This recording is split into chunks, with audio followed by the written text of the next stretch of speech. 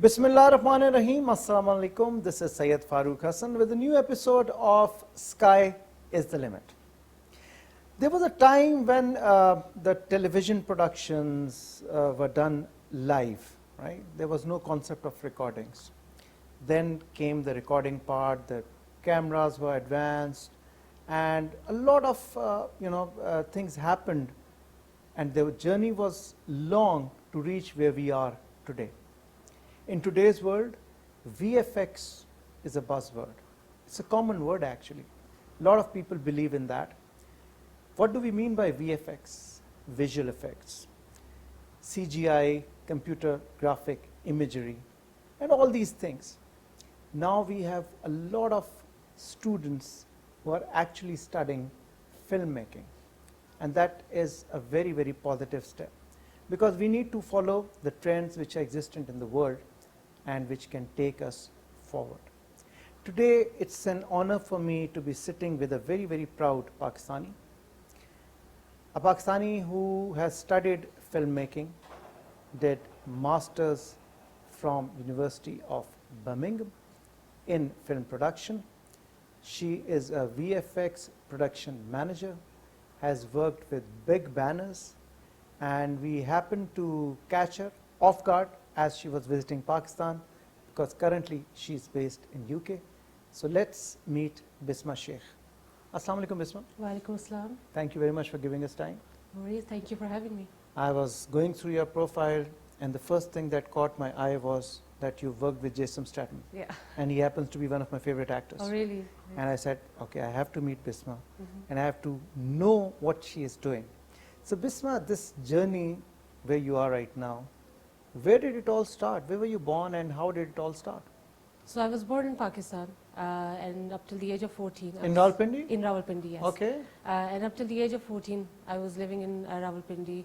I grew up here, and then my parents decided to move to the UK. Okay. It was an abrupt decision. Yes, it was very sudden, and it was very disturbing for me as well. I'm sure for any kid, like missing out on your school, friends. Exactly. So yeah, they made the decision, and then we all moved to Birmingham, and we got admission in a new school. So I was in year 9, sort of finishing off my O levels, GCSE there, and it was a very difficult phase of my life because settling down in a new country. Year 9 is a class where people already have friends.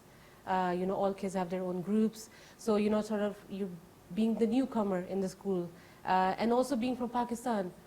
It doesn't really bring a lot of positivity with you. And change in the methodology of teaching and, Yes. like that. Yes. So I actually went through a lot of difficult time because I faced a little bit of bullying as well in my school. People assumed I didn't know English. A lot of, these sort of like stereotypical beliefs people have. But alhamdulillah, I finished school, I finished my GCSE, I secured straight A's, and then I moved on to college A-levels. And what subjects did you have in your O-levels? Like O-levels was maths, English, science, the standard, basic, yes, standard subjects. And then I moved to A-levels, and that's when things sort of started getting normal, because everyone's new, everyone's making friends. I knew the culture, I understood how everything is. So when I was in my A-levels, so I had to choose 4 subjects. So I went for business, English, and maths. And there was one left, and I wasn't sure what to do. I was very headstrong, and I was, about doing accountancy. That was a career I wanted to go ahead with. And my dad sat me down, and he was like, "Why don't you just try film studies?" It was one of the subjects. So your dad suggested that? Yes, he did. Oh, okay. Yeah. Well, mostly dads are happy with accounting and medicine. And, yes. Yeah. Oh, okay. So it was my dad who was like, why don't you try film studies and just see how it is. So I was like, okay, sure. Being a bit skeptical, I don't know what dad's suggesting, and I went ahead with it. And little did I know that after 2 years of my A-levels, that's the degree I wanted to do. I really enjoyed doing film studies as A-levels. We were watching like films every day, analyzing them. Then we had our own project where you had to make our own films. We were editing them, going out on the streets with our cameras, coming up with stories and scripts. But before that, did you have any interest in like movies, and did it excite you, or was it just like one of those, like, okay, I'll take it because my dad is saying? Initially, it was because my dad is saying, Okay. but when I started studying it, Then you developed an interest. I developed an interest. Okay. And I really started enjoying, creating stuff, editing, shooting, because we were pretty much doing everything ourselves, right? And that's what you're graded on as well at the end of the year. So I thoroughly enjoyed my 2 years of A-levels, and then, we had the discussion of what do I want to do at university for my graduation. And it was like a few ideas, whether you want to do law, you want to do maths, what do you want to do? And I was like, Dad, I actually want to do film studies now. Okay. Yes. So he was like, oh, are you sure? Are It's you a sure? very niche, it's very niche. Because, you go back 10 years ago, not many people were doing this, So he was like, are you sure? I was like, yeah, no, I think this is what I want to do. So I applied to numerous universities, and I was fortunate enough to get into University of Warwick. Warwick, okay. And I did my graduation from there in film studies for That 3 was years. 3 years? 3 years. Okay. It was all about film history, film psychoanalysis, criticism, all of these things. We were watching like 10 films in a week. Oh my God. Silent films, 3-hour-long silent films. Okay. Yes. Must be very patient. Yes. Huh? Sometimes we even used to sleep in the sessions because Okay. they were so long. Yeah, yeah. So they were very, it was very intense. I had to write long essays analyzing films and studying film history. It was a bit difficult as well. But yeah, at the end of 3 years, I was like, yeah, I couldn't have done anything else. So these were some like the regular movies that we watch as audience, or were they like some special genre movies that you had to watch as part of your course? So we actually studied world cinema. So we studied a bunch of Italian films from the New Realism. So back into the 30s and the 20s. So we watched a bunch of them, Italian cinema, then we watched Spanish cinema. So it was basically all around the world.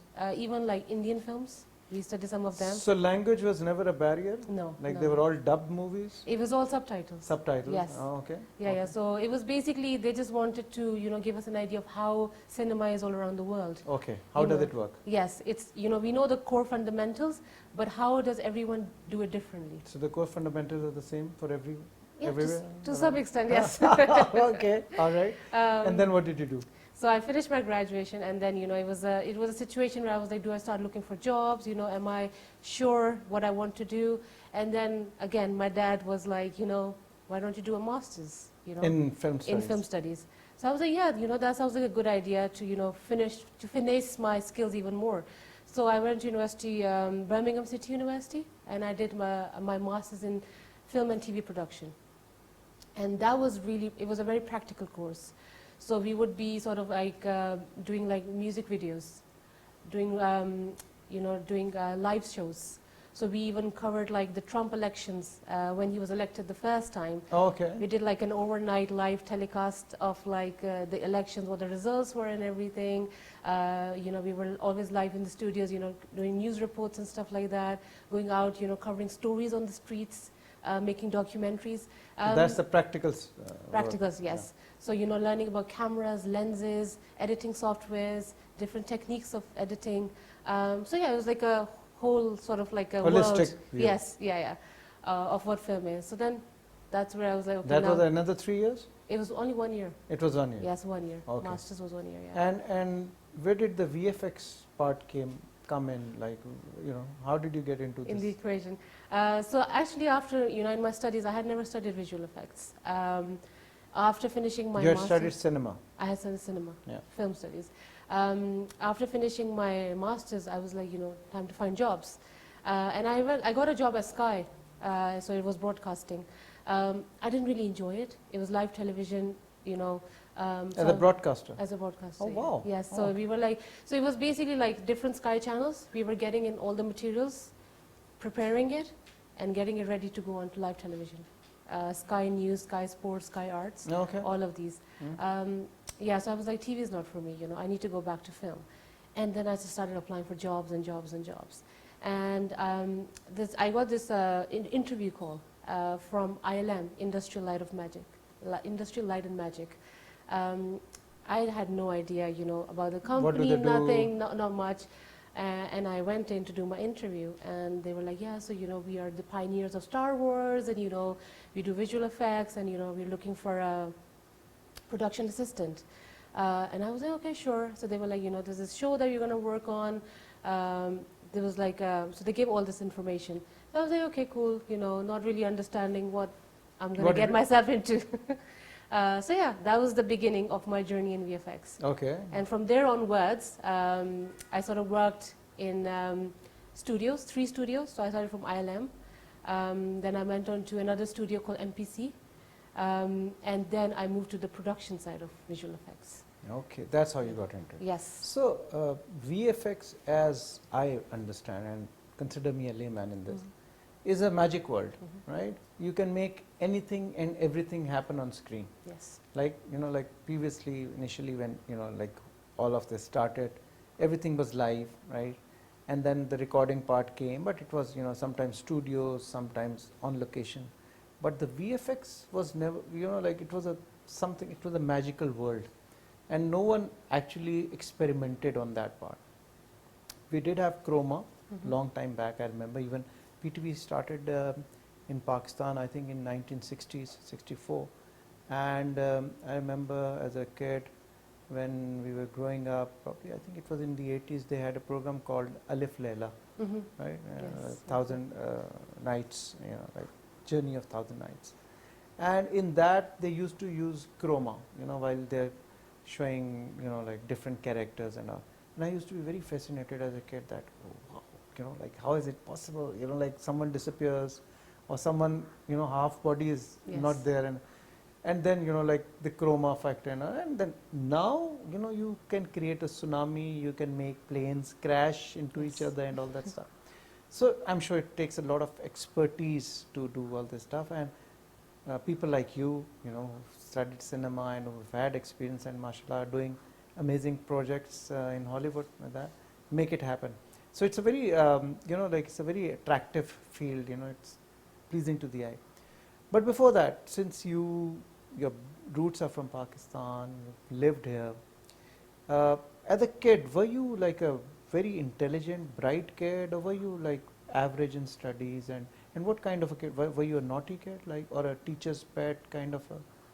So I was a very intelligent kid, always getting, you know, the Good highest grades. marks in my class. Maths was my expertise. Favorite subject? Yes, I was always securing the highest marks in my class in mathematics. Okay.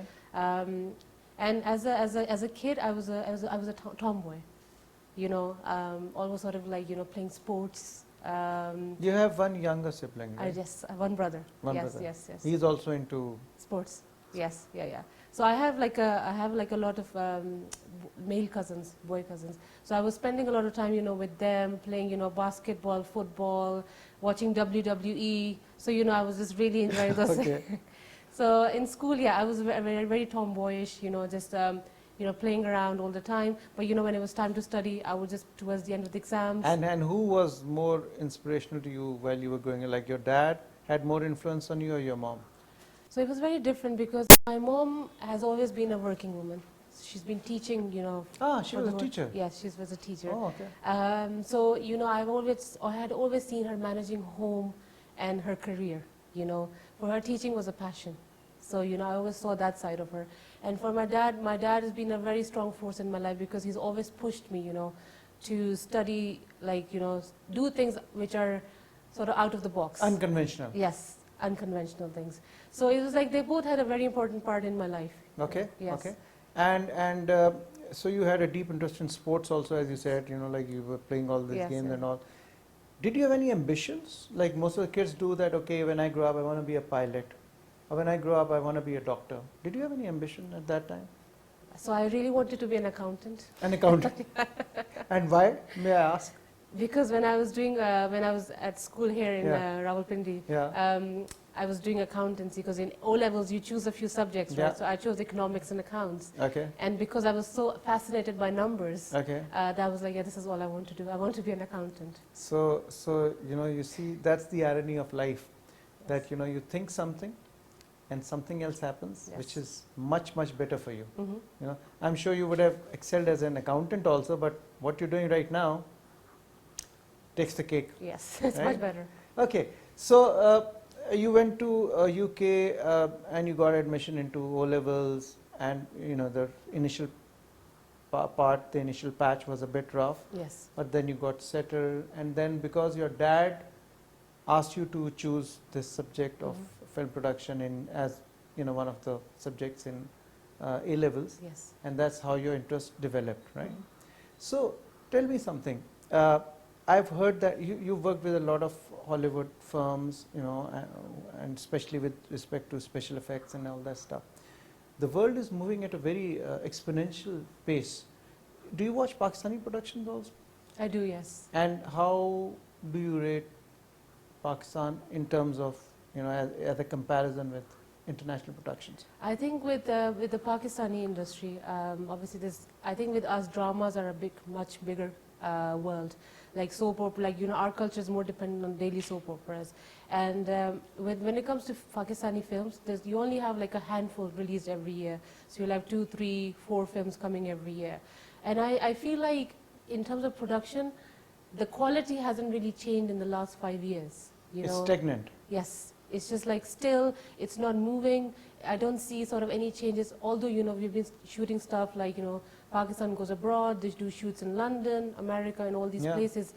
But the quality is not there yet. It's it can be improvised. It can, yes. It's like whether you invest in higher equipment, whether it's an idea of, sort of like venturing out into visual effects. Because at the moment in our films, there's no concept of visual effects. We did have one, The Legend of Maulajat. Yes, yes, yes. It had a lot. And then War, there was this movie, they had they had some vision. So what exactly does a VFX production manager do? What's your job description? Sure.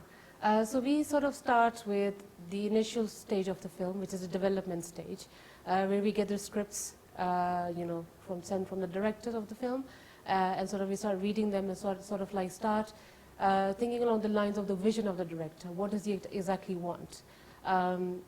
So that's the initial point. You sit with the director, you have these reading sessions, he tells us his vision, we listen to that, but then we decide sort of like how can we, capture that on set. Because a lot of people think, that visual effects is all about post-production. Yes, that's the concept I also had actually. So when you're done shooting, you give everything to whatever needs to be done. And then the editor will put in that those effects. Exactly, but it's not that. It's a lot of planning that needs to be that takes place beforehand. Okay. So when you're reading script, you sort of like sit down, make notes of like what needs to be done. Then you make concepts, you create references, and then you show to the director to see is it matching his vision or not. That's like the very initial stage, and then when the shoot starts happening, sort of like the days where visual effects needs to happen. You need to make sure the lighting is right. You need to make sure the blue screens that they put on, they have markers put on correctly. If you need to make a CG character, you need to make sure that you capture, so we use this ball, it's a chrome ball. It has this sort of like a steel and a matte effect. Okay. So wherever the CG character needs to be, you need to play with that ball there to get the exact light. So that needs to happen. Then if you need to make a set, visual effects set, you need to scan the demographics of that environment. So we get in scanning companies with LiDAR. The LiDAR is like a scanning machine. So for example, if you need to make an environment, for example, a New York environment, and obviously you don't have a budget for it, so you sort of create a set which looks like a street of New York. Yes. To make it more realistic in visual effects, you sort of get a scanner and you scan that, and then you go later on into post-production to make it more real. So you get the exact demographics, the geometry. Of the same era and same kind of buildings and all. Yes, yeah. Environment. The dimensions and everything, you do that. It's a very technical field. Yes. So was it very tough studying film production and doing masters in it? Like, was it very difficult? It was challenging. It was challenging. It was challenging, yes. It was not a walk in the park. No, it wasn't. Okay. Yes. And have you ever thought of doing your own production now that you are so experienced? That's what I want to do. Yeah. You want to do that? Yes, I want to make my own productions. Okay. And that too in Pakistan. Oh, really? Yes. Wow. Because my brother works in the industry as well, so we both want to sort of come to Pakistan. And do a movie or something? Make a movie, yes. Yes, there's a dearth of good movies, and I'm sure you can do a good job. Find a good script and sort of work on it. Yeah, that's what awesome. So tell me about some of the major projects that you have done So I started my career with working on one of its kind music concert. It's called the ABBA Voyage. So there's a 70s band called the ABBAs. I don't know if you've heard of them. It's a Swedish band. Yes, the ABBAs, right? So they made holograms of them. So we sort of did like a shoot with the actual ABBAs, who are way older now. Yes. And then we sort of made holograms of them in the 70s, for example, what they looked like in the 70s. Okay. And then in London, we created a stadium, and where the holograms performed a concert of all their songs. Wow, with hologram. With the holograms, it was choreographed. It was dance routines. It was monologues from them. It was a whole show. So it was like a visual treat. It's a visual treat, basically, yes. Oh, and when I was working on it, to see like how much effort was put into making an eyebrow or like an eye, it was just like mind-boggling. That's how how amazing it was. Okay. So it's like one of a kind. So that's where it started from. Then I worked on The Little Mermaid. Then I worked on this film called The Princess. The Little Mermaid also is very famous. Yes, yes, yes. Okay. Then I did a film called The Princess. Okay. With the 20th Century Studios. And then I did another film called Kandahar. Kandahar. Yes. It was with Gerard Butler. It was shot in Saudi. Okay. Yes. So it was a really good film, between Taliban and CIA and the whole chase. Did that. And then I did a Looney Tunes film, Coyote versus Acme. Cartoon film. It's a cartoon with live actions, with like actors like John Cena. Oh, okay. Yes, yes, yes. Okay. It hasn't been released yet. It got shelved, and now they're going to release it next year. So it had a bit of a story. Oh, okay. Yes. And now currently I'm working on a Jason Statham film. Wow. Yeah. That's. Yes. I'm looking forward to that. Yes. It's untitled, so the title's not out yet. And also I'm working on a Saudi film at the moment called Seven Dogs. Okay. And that's It's a Saudi production? It's Saudi production, yes. Wow. So it's How is the film industry? They're just starting it. They're starting it now. Yes. So they just wanted to basically make something to show the world what So Saudi it's in can Arabic? do. It's in Arabic, yes. And actors from Saudi Arabia? Yes. It's all Egypt, Jordan, Saudi. So all around the Saudi area. Okay. The actors are from. Awesome. Yes. And so these are your currently what the yes, projects that yes, you're doing. Yes, yes. So tell me, as a layman, what I think is there are three forms. One is where you have physical actors performing. Then there's a mix between a physical actor and a cartoon character, like Roger Rabbit. Mm-hmm. Yeah, one Yes. movie, right? And then there's a movie with total cartoon characters and all like that. So I think.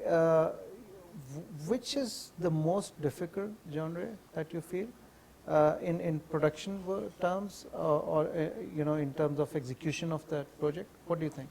I think the most difficult one is live action.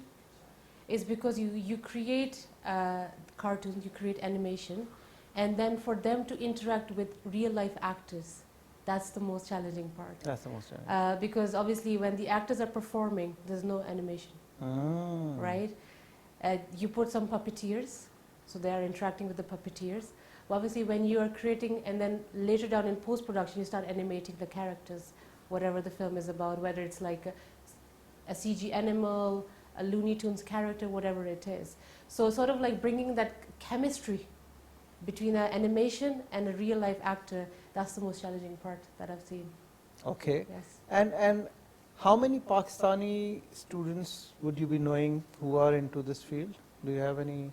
I think there's probably one person that I know. That's about it, yeah. You're talking about Larib? Yes, I've heard, yes. Yeah, Larib is Ataullah Isa Khilbi's daughter. Yeah? Yes, She's yes. made Pakistan proud too. Yes. Awesome. And tell me, if someone, I think this field has a lot of potential going forward. If someone wants to venture into this field of, VFX film production, what route does that individual have to take to become Bisma Sheikh? So it's not like, a lot, as we spoke about this earlier as well, it's not like if you want to work in visual effects, you need to learn the CG part of it. You need to learn how to use Maya, how to, create these effects. It's not that important. It's because I know a lot of people don't have an aptitude for that, Not everyone's made for that. But they might have a great interest in visual effects. Like I don't have much of an aptitude to sit behind a screen for like 20 hours every day. to draw something or make something. Although it's a big art. But there's a production side of visual effects as well, right, which I do, and which is where you actually are with the action. So you go onto sets, you see how everything is shot, you see the director's vision, then you see how the editing is done, how VFX is inputted into the film then, because initially you leave the blank holes in the timeline, and as the VFX is done, you sort of get those shots in and you start importing them into the timeline. So there's a lot of different roles that you can do in VFX. There are certain roles that are just for on-set roles. So you can be a data wrangler on set, who just deals with like the information of cameras and lenses, so that you can match it down when you're creating all these things in post-production. So there's a lot of different things, and the best way to do it, if you have an interest in film, sort of, it's really important to understand how filmmaking works, because this is part of filmmaking, right? Yep. So if you have an understanding of what filmmaking is, if you're sort of like a person who wants to be on set, then just get involved. Start volunteering, start getting as much experience apprenticeship as you can. or become an intern. Exactly, or, join as a production assistant, intern, whatever, but it's just understanding what filmmaking is. Great. What are the new trends currently which are prevalent, and where is this industry headed to? You mean the Pakistani industry? No, I'm talking about the general? film industry. Yeah. I mean, for example, in Hollywood, the new trend now is obviously AI. Deep fake is a new thing. And obviously because of that, there's been a lot of controversies in Hollywood. There was a strike where people lost their jobs for a whole year because, because of this, feeling that, what if AI comes and takes over? What's going to happen with all these jobs? So although AI is useful, and I think we should use it because it is to our advantage. If it can reduce the legwork, then why not, right? If it can help you, yes. Yeah. You have to use it intelligently. Intelligently. Yes. So AI is definitely the upcoming thing, deep fake AI, but it's a long way to go with that as well, yes. And are they offering another degree in that also? Like yes, now there are AI degrees as well, how to give prompts in AI, how to develop things in AI. So yeah, that's also a thing now. So, what I understand from after talking to you is that a film takes a lot of time, effort, human resource, energy, lot of effort, pain goes into that project, right? And it's a 2.5 hour movie or something. And probably the success rate is what, 20%, 25%? Yes. What happens to the other 75%? Like if you're involved with the project, how do you feel? I mean, it's quite demotivating, that when you go watch your film and then the people around you, they don't like the film. They're like, oh yeah, it's okay, it's whatever. It's very disappointing because they don't realize how much effort goes into it, Sometimes we spend like 2 years on it, sometimes spend 3 years on working on a film, And for that, someone to just come and say, oh, it was okay, I didn't like that, I didn't like this. But also it's good to take criticism, I guess. Absolutely, yes. It's good. It helps you rebuild and it helps you in creating new ideas. But do you people ever do a study of if something fails, what was the reason and why it shouldn't be repeated? Because if that was the case, then the percentage should have grown. Yes. But I think it has been stagnant for the last so many years. Yes. So we just obviously when, for example, visual effects, right? When the film is done and we watch it, we know what's good, what's bad, right? Because we understand and we know the reason why it's good or bad. Understand it technically. Yes. A lot of times, sometimes it's like, because you always have to meet deadlines, sometimes the pressure from the directors that film needs to finish. It's the pressure from the producers. We don't have any more money. No funding. No funding. That's a very big problem, And because VFX, although in Hollywood it's used so much, it's still a new department. So we're still fighting for funds. A lot of times they're like, yeah, we want everything visual effects, but your budget is like very, very small. It's only 1 million. And obviously in 1 million you can't get everything. 1 million US dollars? Yes, US dollars, yes. You can't get everything in No, one. you can't. Yes. Yes. Okay. All right, yeah. I'll take that. What's an average budget for a Hollywood movie, by the way, since you worked with those? Overall, it could be like $50 million, $80 million. That's a normal budget? That's a normal budget. Normal working budget? Yes, yes, yes. My God. And how many people? Around 500 people, yeah. On average? On average, in yes, a project. yes, yes. Which is your favorite VFX movie, like which has VFX? I think my favorite, if I'm being biased, you know. No, you can be biased, no problem. I really like my film Kandahar. Kandahar. Kandahar, yeah. Okay. It's because it's like how everything has come together. I really, really like it. Any specific scene that you'd like to mention, which? There's a helicopter crash scene in there, Okay. and because I know the story behind it, how much effort went into it, and you know what exactly happened. So I feel like how it came out, and in the end, it looks really good. It's, Awesome. Yes. Very nice. So there's another initiative that you and your brother Muhammad are working on, which is very dear to my heart, and you know I really think it's a very noble cause that you're actually sharing your knowledge with the Pakistani students, youngsters, and you've created an online platform to disseminate this information. How did that initiative happen, and where is it right now?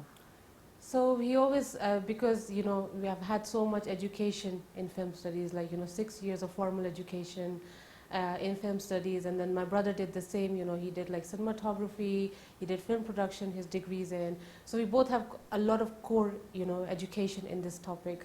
And then again, you know, it was always like, you know, we want to do something for our country, you know. I know a lot of people are getting interested in this now, all the, you know, the younger generation. Yeah, younger generation specifically. They're really, really getting into it, you know. The Gen Z. Yes, that's it. So whether it's like Instagram, whether it's TikTok, whether it's making films, at the end of the day, you're using a camera to make it, right? And there are certain fundamentals that you need to use. So, you know, we kept on thinking about it. And again, it was like, you know, my dad had a big hand in this. He pushed us to, you know, why don't you do something, whereas like, you know, open an online platform where you start teaching. And obviously, you know, we were like, who's going to come and listen to us, you know? How is it going to happen, you know? And, you know, I was in between jobs at that time, so I had some free time. And I was like, okay, maybe this is the time, you know, I do it. So we just made Online portal. An Instagram account. Oh, okay. It's an Instagram. And, you know, we were thinking about what the name should be. And my husband came up with the name Lights, Camera, Action. Oh. Yes. So, you know, we call it LCA now. LCA, Lights, LCA, Camera. yeah. So it's basically an Instagram platform, Instagram page, where we hold filmmaking workshops, which can start from, you know, we do like workshops where like we have a 3-day filmmaking session. Then we have done workshops on editing. We have done workshops on VFX. So just like, you know, different kinds of workshops. And we have had really good response so far. Yeah, really? Yes. So we have people coming in from, you know, small towns of Pakistan, small villages. They want to learn. They want to learn. And, you know, what we charge is very minimal, you know, because we want to, for the people who, you know, who can't afford it, you know, who can't go to universities, who can't do like formal courses, they can come to these workshops and actually learn from us, you know, with people who actually have worked in the industry, who know how it works. So, you know, and at the end, sometimes, you know, a lot of my students have like their own personal projects, which they send to me, and they're like, oh, can you give us some advice? Feedback. Yes. And then, you know, we always try to give them feedback and everything. So yeah, awesome. it's really So good. what kind of, like, are you impressed with the kind of work they do? Like, they send you, like, do they have that creativity? Yes, you feel that? Yeah, a lot of students who have reached out are like doing their final year, you know, sort of films, shot on phones, and you know, when you see them shot on phone, you're like, wow, even that's really good. That's amazing. You should give, you know, it would be great if you could give lectures also, because we have now filmmaking as a subject in most of the universities in Pakistan. So, so great. So you're managing your family also. Like your husband is also in film production, or? He's not. No, he's in marketing. Marketing. So it's very different. Yes. So how do you manage? You must be traveling a lot for these productions and also. How do you manage to manage your family life and your professional life? So it's to be honest, the credit goes to my husband for this, because you know, he's super supportive. It's like we're sort of like a teamwork, you know. If I'm away, he's like, don't worry, everything will be managed. You don't need to worry about anything. Wow. Just go do your work. Okay. And just, you know, I'll manage everything at home. Okay. And, you know, when I'm home, you know, sort of like I manage things at home. So we have like a good, you know, sort of like a teamwork, and like he's amazing. And he's supportive of your work. He's very supportive, yes. So if I was to take you back in time, do you think where you've reached today, was it the right decision? Yes. Yeah? For sure, yes. So that means that you have to, it is a combination of following your heart following your elders' advice and following your flair, you know, the kind of flair that you have. Because initially, obviously, everyone has the same kind of dream, you know, like we are impressed by doctors, engineers, chartered accountants.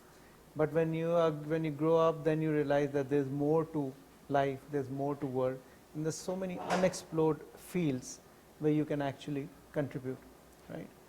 So, what are your future plans? Like, what do you want to do? Do you want to get more knowledge, education in filmmaking? Do you want to venture out into some other faculty? What's your plan? So I think one of my plans is obviously to bring visual effects within Pakistan. Okay. I know we are sort of starting to understand it. We have, you know, a lot of younger generation sort of understanding it, learning it. But to bring in that knowledge, you know, that expertise in Pakistan is definitely going to benefit our film industry, you know. So that's one of, you know, my targets for the future.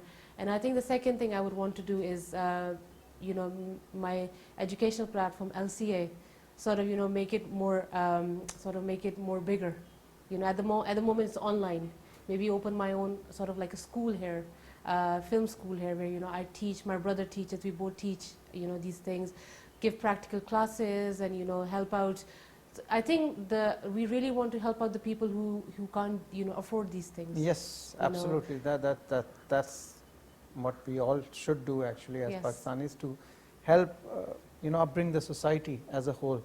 And I'm sure the Ministry of IT would actually be very much interested in, you know, taking this thought of yours, this dream of yours forward, because we have a youth bulge in Pakistan, and we need to put all our youngsters to constructive fields, right? And this is another something which is in demand abroad, in Europe and in America and all, obviously.